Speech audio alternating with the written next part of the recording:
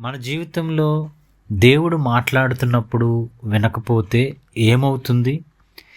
దేవుని స్వరము నిర్లక్ష్యం చేయబడినప్పుడు ఏం జరుగుతుందో కీర్తన 74 సామ్స్లో మనం చూడొచ్చు. When God's voice is ignored. ఒక నాశనమైపోయిన దేవాలయం నుండి వచ్చిన విలాప గీతమే ఈ కీర్తన 74:1 మనం చూస్తాము. దేవా, నువ్వెందుకు మమ్మల్ని శాశ్వతంగా విసర్జించితివి? ఎందుకు మమ్మల్ని శాశ్వతంగా ఫర్ మమ్మల్ని విడిచిపెట్టేశావు అని కీర్తనాకారుడు దేవుణ్ణి ప్రశ్నిస్తూ ఉంటాడు.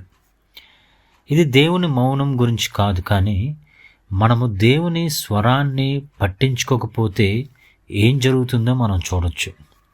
ఈ కీర్తన 1000 సంవత్సరాల క్రితము రాయబడిన కీర్తన. ఈ చారిత్రక నేపథ్యం లేక historical background of this psalms ఏంటంటే, ఇజ్రాయెల్ ప్రజలు పూర్వము పాపం చేసినప్పుడు దేవుడు వారి మధ్యకు ప్రవక్తలను పంపించాడు. వారు వినలేదు. వినకపోగా ఎగతాళి చేశారు. ఇది మనము 2 దినవృత్తాంతములు 36:15 చూడవచ్చు. 2 Chronicles 36:15. వారు ఆయన దూతలను హేళన చేసేరి.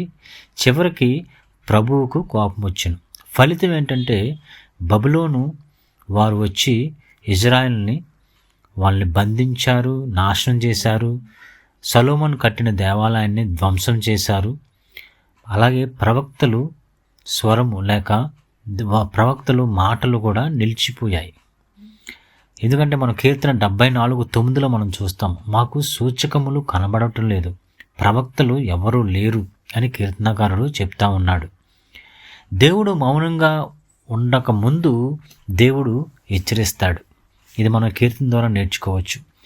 దేవుడు అనేక మంది ప్రవక్తలను ఇజ్రాయెల్ దేశానికి పంపించాడు. ఇజ్రాయెల్ ప్రజల మధ్యలోకి పంపించాడు. మోషేను, సమూయేలును, యెషయాని, ఇర్మియాని, ఓషియాను. ఇంతమందిని పంపించినా కూడా వారు వినలేదు.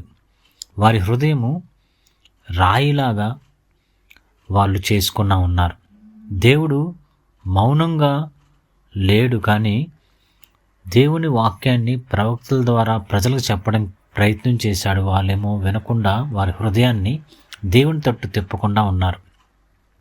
ఇది మనం యేసుక్రీస్తు ప్రభువారి జీవితంలో కూడా మనం చూస్తాం. ఆయన కుమారుడిగా వచ్చినప్పుడు ఆయన సిలువ వేశారు. యేసుక్రీస్తు ప్రభువారు మత్తయి సువార్త 21:33 కూడా చెప్తాడు. అనేక మంది సేవకులను పంపాడు, వారిని కొట్టారు. మరలా దేవుడు పంపాడు, వారిని చంపారు. చివరి కుమారుని కూడా పంపాడు, కానీ కుమారుని కూడా చంపేశారని. ఇది ఇశ్రాయేల్ చరిత్ర, ఇది మన చరిత్ర. నేటి సంఘానికి కూడా దేవుడు మాట్లాడుతూ ఉన్నాడు. వాక్యం ద్వారా మాట్లాడుతున్నాడు, ఆత్మ స్వరం ద్వారా మాట్లాడుతూ ఉన్నాడు, హెచ్చరిస్తూ ఉన్నాడు, ఉపదేశకుల ద్వారా మాట్లాడుతున్నాడు. కానీ మనము ఆలస్యం చేస్తున్నామా, అలక్ష్యం చేస్తున్నామా, నిర్లక్ష్యం చేస్తున్నామా అన్నది అది మనకు తెలుసు. సో కీర్తన 74:12 మనం చూస్తాము, దేవుడు ప్రాచీన కాలం నుండి నాకు రాజు అని కీర్తనకారుడు చెప్తా ఉన్నాడు. God is our ruler, God is our king. దేవుడు మౌనంగా ఉన్నట్లు అనిపించినా ఆయన ఇంకా సింహాసనంపై ఉన్నాడు. సో ప్రియ సహోదరి సహోదరులారా, ఈరోజు మనం వింటున్న వాక్యాన్ని బట్టి, దేవుడి స్వరాన్ని బట్టి, దేవుడు మనల్ని హెచ్చరిస్తూ ఉంటే మనము తప్పకుండా ఆయనకి విధేయత చూపించాలి, ఆయన మాట వినాలి.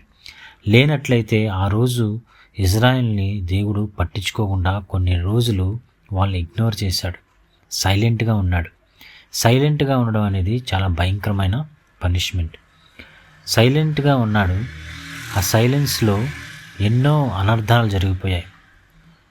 మందిరం నాశనం అయింది, ప్రజల్ని చంపబడ్డారు, కొట్టబడ్డారు, వాళ్ళని బందీలుగా తీసుకుని వెళ్ళిపోయారు. ఈరోజు కూడా మన జీవితంలో దేవుడు ఎన్నో రకాలుగా మాట్లాడుతూ ఉన్నాడు. ఆ రోజు ప్రవక్తల ద్వారా మాట్లాడాడు, ఈరోజు సేవకుల ద్వారా, ఈరోజు వాక్యం ద్వారా, ఈరోజు పరిస్థితుల ద్వారా, ఈరోజు మన చుట్టూ ఉన్న వారి ద్వారా దేవుడు మాట్లాడుతూ ఉంటాడు. దేవుడు ఆత్మ ద్వారా మాట్లాడుతూ ఉంటాడు. మాట్లాడినప్పుడు మనం వింటే దేవుడు మన పట్ల మౌనముగా ఉండకుండా ఉంటాడు. ఒకవేళ మనం దేవుని వాక్యానికి నిర్లక్ష్యం చేసినట్లయితే, ఆలస్యం చేసినట్లయితే, అలక్ష్యంగా ఉన్నట్లయితే దేవుడు మౌనంగా ఉంటాడు. మౌనంగా ఉండడం అనేది చాలా పెద్ద పనిష్మెంట్. మన జీవితంలో మన ఇష్టమైన వారు, మన సహోదరులు సహోదరులు ఎవరైనా మౌనంగా ఉంటే మనం తట్టుకోలేం.